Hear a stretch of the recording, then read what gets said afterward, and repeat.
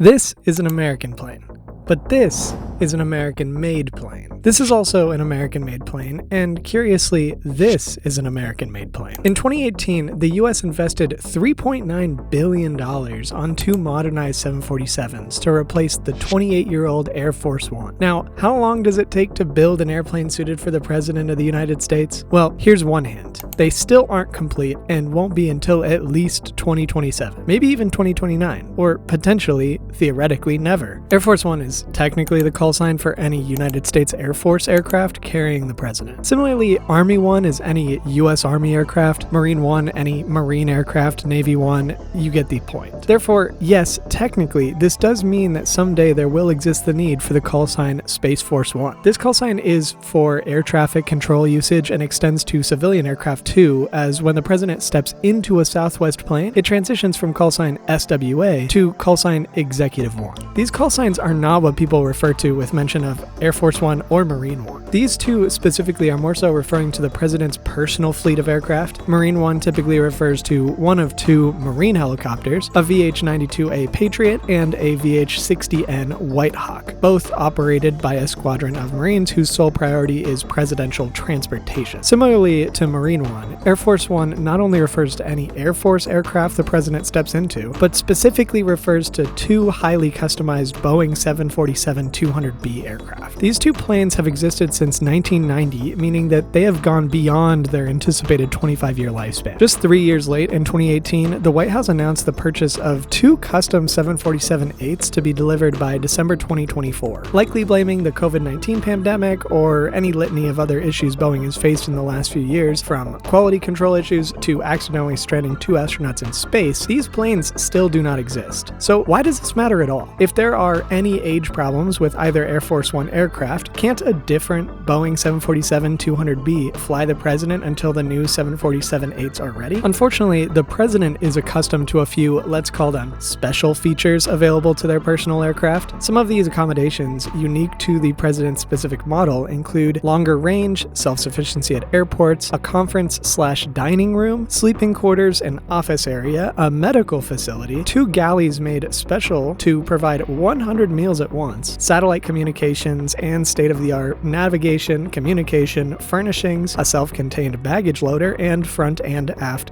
air stairs. Oh yeah, and just one more thing. This custom-made plane is capable of refueling in the air, making it technically capable of unlimited range. So rather than upgrade a 1990s Model 200B while waiting for Boeing to finish a decades-long project, it makes more sense to equip the newer 8i model with these features, if nothing else, to prepare these features for the two new planes that share the same model type. So if the US ordered these planes from Boeing 7 years ago and they still don't exist, who has them? Well, that's the thing. The 747-8Is, the specific model ordered by the US Air Force, have been flying the skies since March of 2011. In fact, production of the 8Is stopped in 2023, meaning these new 8Is ordered by the US Air Force have been in the modification stage for at least 2 years, likely actually starting in 2020. Rather than wait for these, the president has opted to receive a gifted Boeing 747-8I from the Qatari royal family. But because the lead time to include all of those features talked about before is estimated to be around 4 years, this gifted plane would include almost none such features, other than, of course, beautiful furnishings. Interestingly, once Boeing finishes the new versions, this plane would go straight to President Trump's future library, a somewhat common practice for retired executive planes. The interesting component behind all of this is that this Qatari 747 is still a Boeing 747, meaning this plane was manufactured in the United States. While parts are sourced globally, Boeing is an American company, so why is the US Air Force getting their model long after Qatar has lost interest in their version? Well,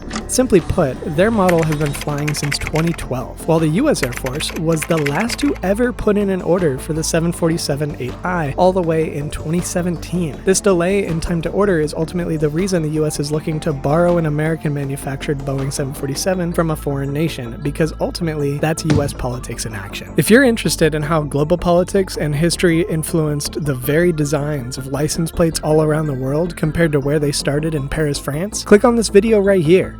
Thanks for watching.